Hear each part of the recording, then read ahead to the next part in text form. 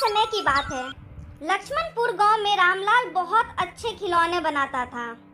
वो बहुत मेहनती था। वो सुबह से शाम तक बहुत मेहनत से काम करता था। उस पूरे गांव में कहीं भी खिलौने का एक भी दुकान नहीं था, जिसके कारण सब रामलाल के यहाँ ही खिलौने लिया करते थे और उसके खिलौने बहुत मजबूत और सस्ते भी होते।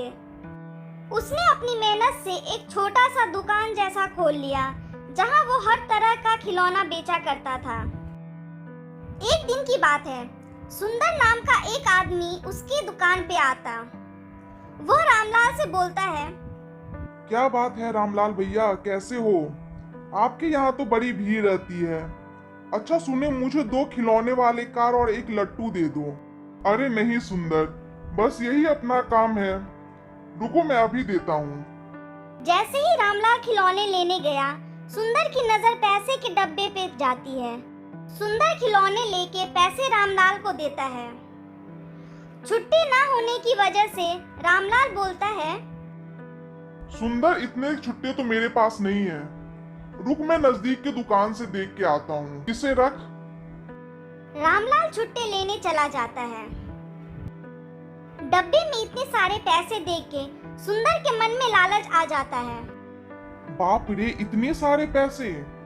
एक काम करता हूँ, सारे पैसे ले लेता हूँ। इनका क्या, ये तो फिर से कमा लेंगे। फिर सुंदर डब्बे में से सारे रुपए निकाल लेता है। तभी रामलाल वहां आ जाता है और वो सुंदर को बोलता, अरे सुंदर, ये क्या कर रहे हो? यह तो मेरे पैसे हैं, तुमने मेरे पैसे क्यों ले लिए? चोरी करना बहुत बुरी बात होती है। अरे, इस पैसे पे क्या आपका नाम लिखा हुआ है? ये सारे पैसे मेरे हैं, आप झूठ बोल रहे हो। ये सारे रुपये मैं अपने घर से लाया था। देख सुंदर, चुपचाप से मेरे सारे रुपये वापस कर, नहीं तो मैं सरपंच जी को बता दूंगा।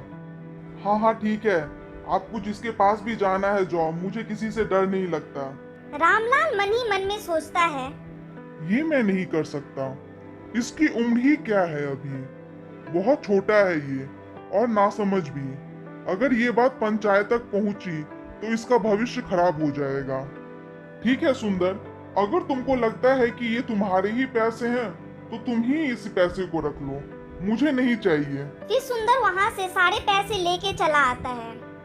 घर आते ही वो सारे पैसे देख के बोलता है, रामलाल भैया एक खिलौने की दुकान से इतने पैसे कमा सकते हैं तो क्यों ना मैं भी खिलौने का ही दुकान खोल लूं।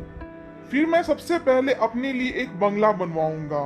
फिर 2-3 दिनों में ही सुंदर रामलाल की दुकान के सामने ही अपने खिलौने का ठेला लगाने लगा।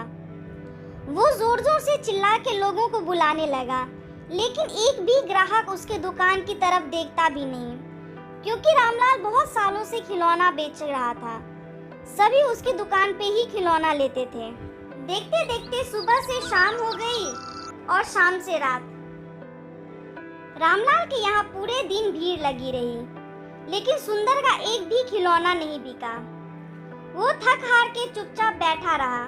सुंदर मन ही मन सोचता है, कोई बात नहीं, आज तो पहला ही दिन था, कल से आएंगे ग्राहक मेरे यहाँ भी। लेकिन सुंदर का यह सपना सपना ही रह गया। अब तो मानो ये रोज का होने लगा। सभी लोग रामलाल के यहाँ खिलौने लेने आते और सुंदर चुपचाप वहाँ बैठा रहता। सुंदर के पास अब खाने को भी पैसे नहीं थे। वो जैसे तैसे दूसरों से पैसे मांग के अपना गुजारा करता था। लेकिन कब तक? कुछ दिनों के बाद तो उन लोगों ने भी सुंदर को पैसे देने से इनकार कर दिया। धीरे धीरे करके वो अपने घर का सामान बेचकर अपना गुजारा करता था। अब तो घर में भी सामान नहीं बचा बेचने को। रामलाल दिल का बहुत साफ इंसान था। सुंदर की ये हालत देख के उसे बहुत बुरा लगा। वो उसके पास जाके बोलता है, अरे सुंदर, क्या हुआ? ऐसे चुपचाप क्यों बैठे हो? कुछ दिनों से तू बहुत परेशान लग रहा है। कुछ नहीं रामलाल भैया, परेशान हूँ। इतने दिन हो गए, एक खिलौना भी नहीं बिका। आपके खिलौने में ऐसा क्या है जो सब आपके यहाँ ही खिलौना खरीदते? अरे इसमें कौन सी बड़ी बात है? तू अगर चाहता है तो मैं तुझे खिलौने बनाने सिखा सकता हूँ।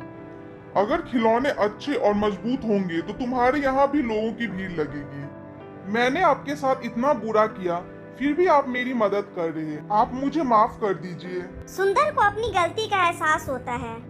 फिर रामलाल उसे अपने घर ले जाके खिलौने बनाना सिखाता है। सुंदर भी हर एक बारीकियों को ध्यान से देखता और सीखता। देखते देखते सुंदर के यहाँ भी लोगों की भीड़ लगने लगी। ये देख के रामलाल को बहुत खुशी होती थी। वो सुंदर को अपने छोटे भाई की तरह मानता था। फिर सुंदर ने रामलाल से चुराए सारे पैसे उसे लौटा दिए। एक दिन सुंदर रामलाल के पास आके बोलता है, रामलाल भैया, आपका मेरे ऊपर बहुत बड़ा उपकार है। मैं उसे चाह करके भी नहीं चुका सकता, लेकिन मैं आपके साथ काम करना चाहता हूँ, अगर आपकी सहमति हो तो। मुझे आपसे बहुत कुछ सीखना है। हाँ हाँ, क्यों नहीं सुंदर, मेरे लिए तो ये बहुत बड़ी बात है। तू मेरे भाई जैसा है, तू अगर मेरे साथ काम करेगा तो मेरी भी बहुत मदद हो जाएगी। फिर अपनी मेहनत और सूझबूझ से उन दोनों ने मिलके उसी गांव में एक बड़ा सा खिलौने का दुकान खोल लिया। पहले की तरह आज भी उनके यहाँ लोगों की भीड़ लगी रहती। तो दोस्तों, हमें इस कहानी से यह सीख मिलती है कि मेहनत से कमाया हुआ थोड़ा सा भी पैसा सुकून की जिंदगी देता है। हमें कभी बुरा काम नहीं करना चाहिए, क्योंकि उसका परिणाम हमेशा बुरा ही होता है। अगर आपको यह कहानी पसंद आई हो तो प्लीज इसे लाइक, शेयर और सब्सक्राइब जरूर कर दीजिएगा। Thank you.